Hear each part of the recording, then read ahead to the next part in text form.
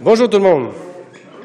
Je pense que je vais commencer en vous disant qu'à l'heure actuelle, à la seconde où on se parle, il y a un peuple qui est en train de subir un génocide. Il y a des gens qui sont enfermés dans des camps de concentration, plus d'1 million de personnes, entre 1 à 2 millions de Ouïghours au Xinjiang qui sont enfermés dans des camps de concentration. Il y a des femmes qui subissent de la stérilisation forcée. Il y a des gens qui sont envoyés dans des champs de coton. C'est de l'esclavage moderne, là, présentement. Donc, il y a un peuple qui subit un génocide. Et aujourd'hui, le premier ministre nous a envoyé une belle nouvelle en disant qu'il allait avoir un boycott diplomatique des Jeux maintenant. C'est un pas qui a été franchi par le Canada. Cependant, ce pas-là aurait dû être franchi depuis belle lurette. Ça fait 1 an qu'on demande à ce gouvernement-là de poser des actions. Il y a même des députés de son propre caucus, là, à ce premier ministre-là, qui lui ont demandé ça en signant une lettre ouverte en février demandant la relocalisation des Jeux. Et ça y a pris, en fait, 1 an avant de poser une action. Ça démontre à quel point ce premier ministre-là est incapable de tout leadership quand vient le temps des droits humains, malgré ce qu'il nous avait dit en 2015 quand il est arrivé au pouvoir. Il nous a dit qu'il allait changer l'image du Canada à l'international. Bien, il a attendu que plusieurs pays se prononcent avant de se prononcer. Et donc, encore une fois, côté leadership, bien, on repassera. C'est malheureux et c'est surtout malheureux, je pense, pour le peuple ouïghour. Mais bon, ce pas-là a été franchi. On verra pour la suite. Moi, je vais continuer mon combat. Soyez-en assurés. Qu'est-ce que ça change concrètement un boycottage diplomatique? Vous l'avez décrit, la situation est horrible au Xinjiang. Je veux dire que quelques pays disent on n'approuve pas ce qui se passe, on n'envoie pas de diplomates. Est-ce que ça va vraiment aider ces gens-là de quelconque façon? Bien, diplomatiquement, effectivement, c'est un message qui est lancé, là. Ça, on va le prendre. C'est pas normal qu'on ait eu à mettre la pression. C'est pas normal que ça fait 1 an qu'on leur demande de faire quelque chose puis qu'ils finissent par le faire aujourd'hui. C'est pas normal qu'on ait même songé à peut-être y aller.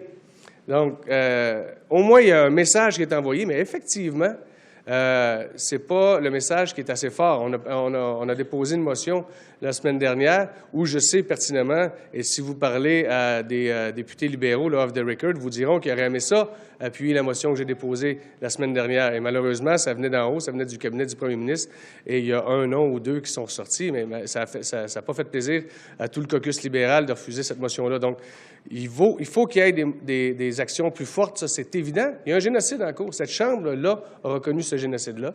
Il y a un sous-comité de la Chambre des communes qui a reconnu le génocide après une étude exhaustive dans un rapport où on a entendu des experts, des victimes. Je veux dire, pendant 2 jours de temps, là, 14 heures par jour, on a fait l'étude, puis on est arrivé à un rapport consensuel avec des députés libéraux, conservateurs, néo-démocrates. Donc, la preuve du génocide n'est plus à faire, et pourtant, on attend la dernière seconde pour que ce gouvernement-là pose une action pour, en fait, sauver la face. Mais ce qui risque d'arriver, et je vous le donne en 1000, la Chine doit regarder ça. Premièrement, ils sont en train d'effacer, comment on dit ça, boycott diplomatique là, sur l'Internet. La Chine est en train complètement d'effacer ça sur Internet. Là. Et l'autre chose qui risque de se passer, c'est qu'ils risquent d'utiliser un prétexte tel, à cause du variant Omicron, bien, on n'évitera pas aucune délégation à venir en Chine. À ce moment-là, comment voulez-vous boycotter un événement auquel vous n'êtes pas invité? Ça risque d'arriver. On le voit venir de plus en plus. Et c'est pour ça que ça prend des actions plus fortes. Et de mettre son pied à terre, de dire, si on est vraiment le champion des droits humains, bien, il y a un génocide qui est en train de se passer. Le génocide, je vous le rappelle, c'est le crime le plus grave que l'être humain peut faire envers l'être humain. Ça vous dit quoi le timing de la décision du Canada là, après les États-Unis, après la Grande-Bretagne? Il n'y a pas de timing. Le timing, c'est le dernier. Il a fait un pas en avant, mais c'est parce qu'il y a plein d'autres personnes qui avaient tracé le chemin avant. Là. Quand on me dit qu'on veut être un leader au point de vue international pour les droits humains, puis qu'on est le dernier à poser cette action-là, ça en dit vraiment long sur votre échelle de valeur. Et rappelez-vous, et là, vous ne verrez pas souvent un bloquiste faire l'éloge d'un premier ministre conservateur, mais Mulroney avait pris le leadership face au régime de l'apartheid en Afrique du Sud dans les années 80. Ça avait suivi, en fait, la première action qui venait de Jean Doré, qui était maire de Montréal. Mais c'est le Canada, ensuite, qui avait pris au niveau fédéral le leadership à l'international. Et on avait réussi, on a vu ce qui est arrivé, l'histoire lui a donné raison, en bout de ligne, ça a fait tomber le régime parce qu'il y a eu des actions multilatérales suite au leadership du Canada. Là, je ne pense pas que le Canada soit un leader présentement dans le dossier des Ouïghours. Certainement pas. C'est malheureux. Et je suis convaincu que, encore une fois, je le dis, là, plusieurs députés libéraux sont déçus de leur propre gouvernement dans ce dossier-là. Moi, je dis la majorité du caucus libéral. Maintenant que le boycott diplomatique est annoncé, quelles autres mesures aimeriez-vous voir? Vous avez parlé d'action forte. Quoi maintenant vous aimeriez voir? Écoutez, là, présentement, il y a ça qui vient d'être posé comme action. On est en pourparlers avec plusieurs parlementaires. Comme moi, je suis en pourparlers avec plusieurs parlementaires d'autres parlements à travers la planète, à savoir ça va être quoi la suite, là. Parce que là, premièrement, on va voir si d'autres pays vont emboîter le pas. Puis par la suite, bien, on parle avec nos amis ouïghours et on va arriver avec une stratégie. On va développer une stratégie avec eux et avec nos amis à l'international. Est-ce que vous auriez pensé qu'on aurait pu avoir un boycottage complet? C'est-à-dire que pas Un report des Jeux. La motion était simple. Un report des Jeux d'1 an pour permettre à une mission d'observation telle que demandée par l'ONU, là, donc sous l'égide de l'ONU, de faire la lumière sur ce qui se passe au Turkestan oriental, au Xinjiang. Et quand on me dit que c'est impossible de reporter les Jeux à quelques mois d'avis, bien, je vous ferai remarquer que le dernier en liste, c'est Tokyo qui a été reporté pour une pandémie à quelques semaines du début des Jeux. Si on est capable si on est capable de reporter Tokyo pour une pandémie à quelques semaines des Jeux, il n'y a personne qui va me dire que c'est impossible de le faire pour un génocide. Pourquoi pas un boycottage complet, pas d'athlètes, pas personne? Bien, écoutez, un boycottage complet, je pense que vous n'irez pas chercher un consensus multilatéral. Tandis qu'un report des Jeux, c'est plus possible de faire ça. Puis surtout, on a un précédent. On a un précédent qui est tout frais à notre mémoire, là. C'est arrivé pour une pandémie. Pourquoi on ne peut pas le faire pour un génocide? Le ministre des Sports a dit que les Alliés du Canada vont s'assurer de la sécurité des athlètes là-bas. Vous, est-ce que vous êtes confiant que les athlètes vont être en sécurité en Chine? Écoutez, là-dessus, je pense que oui. Maintenant, il n'y a aucune certitude, ça reste la Chine. Mais moi, personnellement, je pense que la sécurité des athlètes n'est pas menacée. Maintenant, là où il y a un risque pour nos athlètes, présentement, c'est qu'ils soient utilisés par un régime tortionnaire, génocidaire, un régime de dictature présentement, que nos athlètes soient utilisés par ce régime-là à des fins de propagande internationale et de propagande domestique surtout. Je vous le disais tantôt, on a vu que sur l'Internet, là, présentement, en Chine, là, c'est effacé. Faites une recherche en Chine, là, pour le fun, là, boycott diplomatique des Jeux de Pékin, vous ne trouverez rien. Bien, c'est justement ça qui est en train de se passer.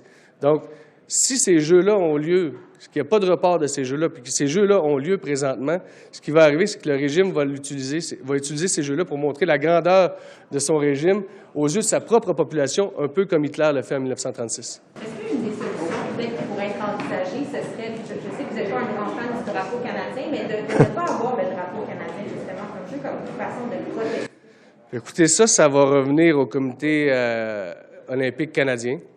J'imagine, et je sais en fait, il y a des athlètes qui sont mal à l'aise, là, présentement.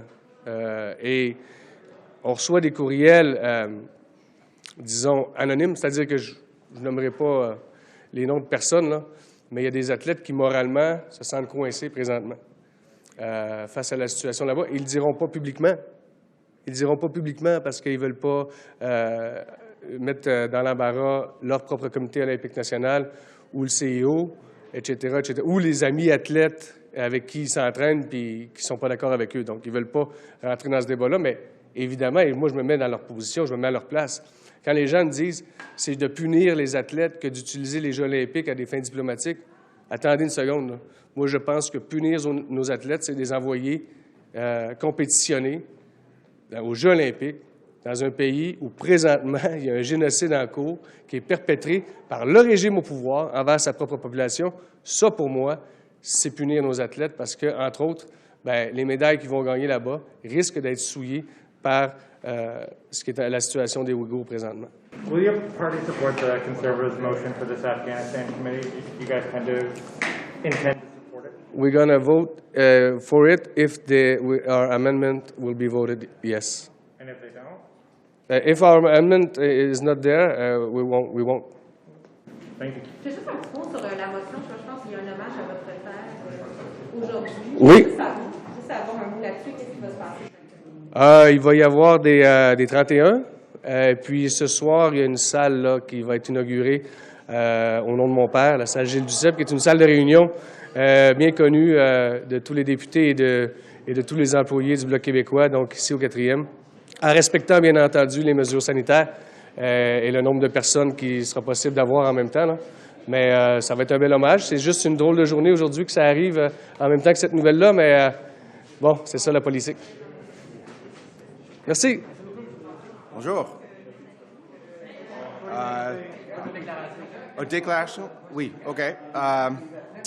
Sur les Jeux olympiques et paralympiques, nous avons demandé comme Parti conservateur depuis quelques mois que le gouvernement fait une décision sur les Jeux olympiques et paralympiques pour implémenter un boycott diplomatique. Mais comme typique de ce gouvernement, ils ont fait une décision plus tard que nos alliés démocratiques. C'est typique de ce gouvernement. Sur beaucoup des enjeux entre le Canada et la Chine, comme Huawei, et l'entente de défense récemment entre l'Australie, le Royaume-Uni et les États-Unis. C'est typique aussi de ce gouvernement avec autres enjeux entre nos deux pays. Le gouvernement Trudeau a déjà dit depuis quelques années, ils vont avancer une politique cohérente à la Chine, mais ce n'est pas le cas maintenant. On attend pour ce politique depuis quelques mois, quelques années. So, just to repeat in English, Conservatives have been calling for some months now for a diplomatic boycott of the Beijing Winter Olympics and Paralympics. And as typical with this government, they have made this decision later than many of our Democratic allies. It's also part of a broader pattern on part of this government that has isolated Canada on the international stage. It's evidenced in other areas of bilateral concern between Canada and China, such as Huawei, where we are unilaterally alone amongst our intelligence allies and not making a decision to restrict or ban Huawei from our telecommunications networks. It's evidenced as well in the fact that Canada was excluded from the recent defense pact between Australia, the United Kingdom, and the United States. This government's policy on China has been characterized by incoherence and contradiction.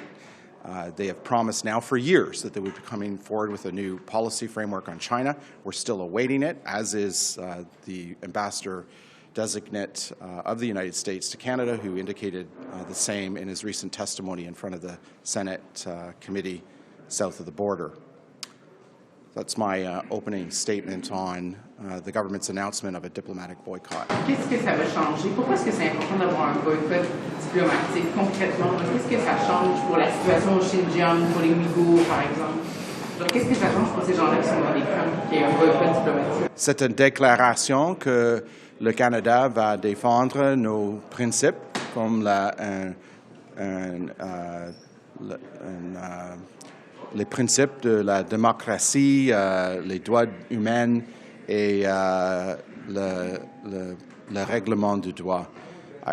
I think it's a statement of a belief in our principles, but it alone is not enough, which is why we've called on the government to take many more measures to counter the threats that China is presenting to our values and to our interests. That's why we've been calling for years now for the government to ban Huawei from our telecommunications network. It's why we've called on the government to put in place a robust plan to protect Canadian universities from intellectual property theft and national security breaches. It's why we've been calling on the government to work more multilaterally with our democratic allies in the Indo-Pacific region. So this government is typical, is either isolated or late in making these decisions with our democratic allies. Should Canadian athletes be going at all? Should Canadian athletes be walking into the stadium of a country where our parliament has had a genocide? Well, that's why earlier this year we called on the Trudeau government in a motion that was adopted in the House of Commons to seek a relocation of the Winter Olympics and Paralympics. They refused to do that, and so we're now left with a situation where it's no longer possible to seek a relocation of the Games, and that's why we've been calling in recent weeks for a diplomatic boycott. I've got to get going because of the Speaker's Parade. Thank you very much. You were a former national team member. You were a marathoner, correct? I was. And you went to the Olympics? I can't remember. 1996, yes. Okay, so... Long time ago. I know, but we're old Yes, enough to yeah. remember. So getting to the point, diplomatic boycott, what does it mean for the athletes since you've had the experience? You know, I think the athletes are focused on themselves, like, really their performance and what they're going to do at the Olympics, of course, for their nations. But I don't, the Olympics, the Olympians are now focused on, all of the different dignitaries and others that are there. They're focused on their performance, on being able to perform at the highest level. So that's wearing my Olympian hat or my athlete hat, but that's how I see that the athletes go to the Olympics. They go there to perform. Did you see, like, when you were competing, did you ever see the Olympics as having a political dimension to it?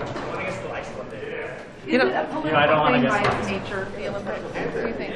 The Olympics are about bringing nations together, and so the Olympic Village is really a utopia.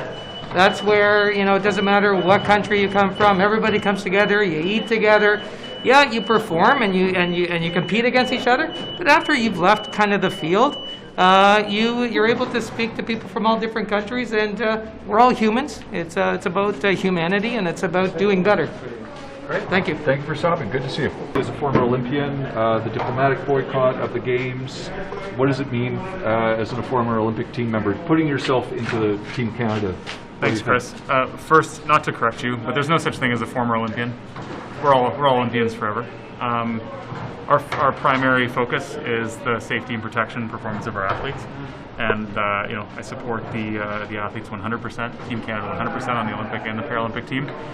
So I'm glad that they're able to pursue their dreams and their goals, and Team Canada's Canada has got Team Canada's back. Do politics matter when you're sitting in your boat and you're looking down the straightaway and you're about to perform?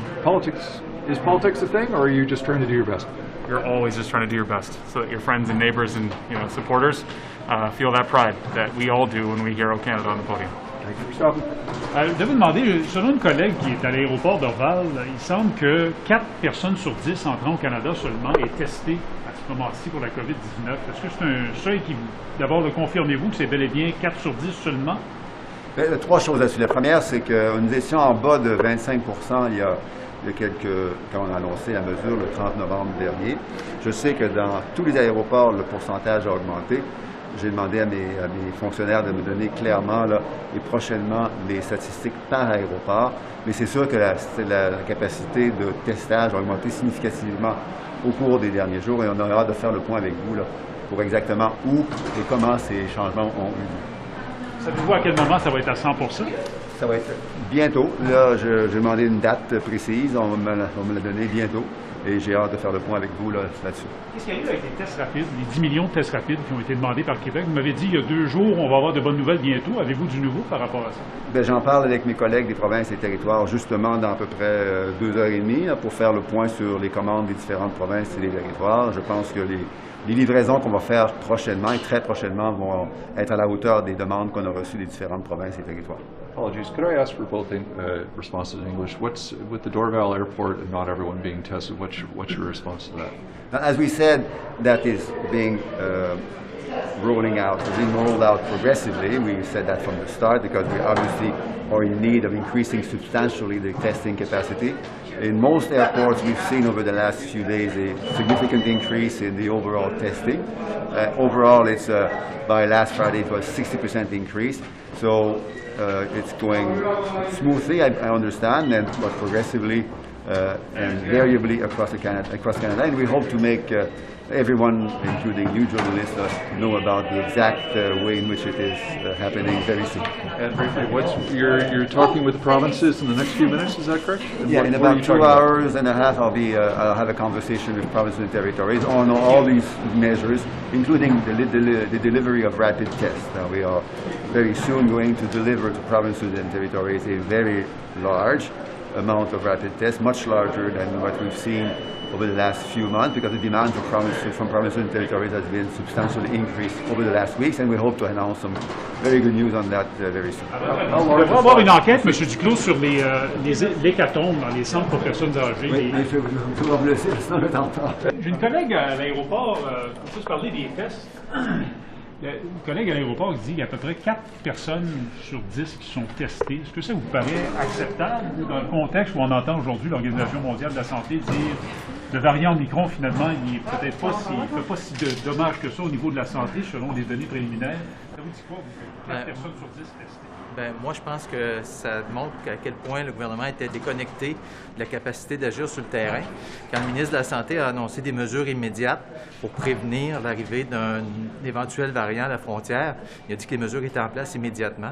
Puis encore aujourd'hui, hier, c'est-à-dire, il disait que ça allait prendre du temps avant que ces mesures-là puissent être mises en application. Donc, c'est quoi la protection pour les Canadiens dans un cas ou dans une situation hypothétique où le variant pourrait être plus sévère? C'est de ça dont il faut s'inquiéter, de la réponse, de la capacité du Canada à répondre adéquatement dans des temps vraiment, vraiment courts à des menaces.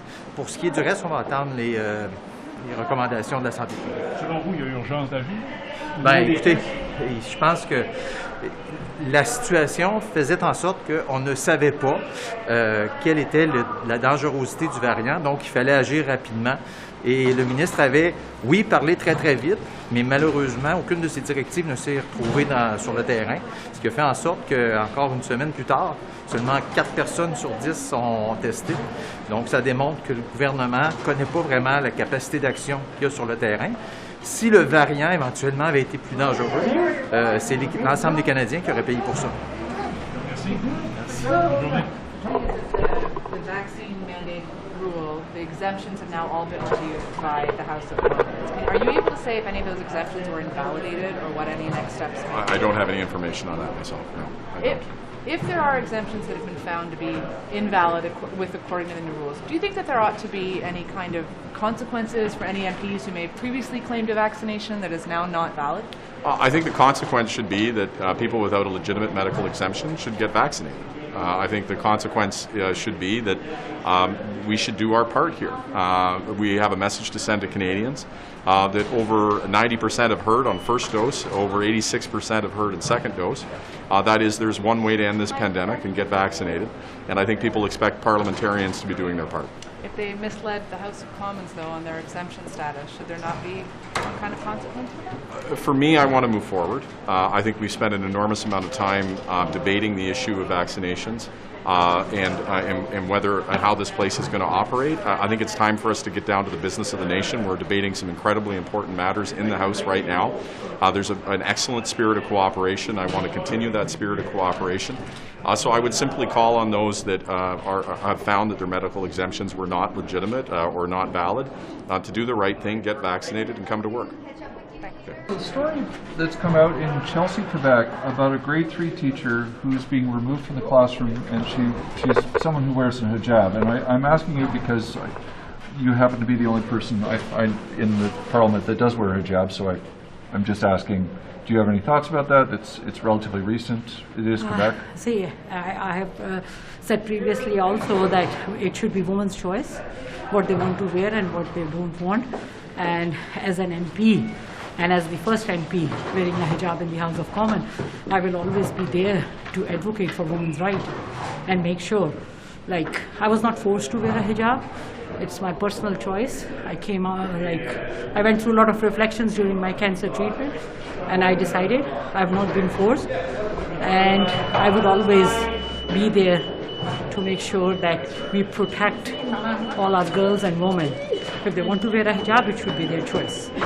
Thank you. It's not government's business to impose what to wear and what not to wear. Thank you for stopping. Thank you. Good to see you.